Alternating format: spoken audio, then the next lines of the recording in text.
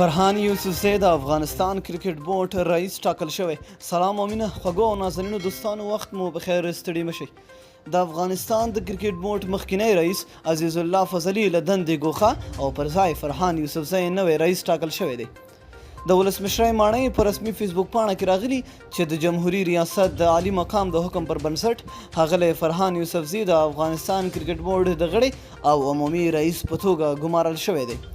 عزیز الله فضلي تیر کال د عاطف مشعل پر ځای د کرکټ بورډ مشر ټاکل شوی و، خو د 2019 کال د نړیوال جام سیالیو کې د افغانستان کرکټ ملي لوبډلې ټولې لوبې وبایللې چې له کابله یې د کرکټ بورډ پر مشرتابه نیوکې زیاتې او ځینو کسانو د هغه د ګوښه کولو غوښتنه هم وکړه.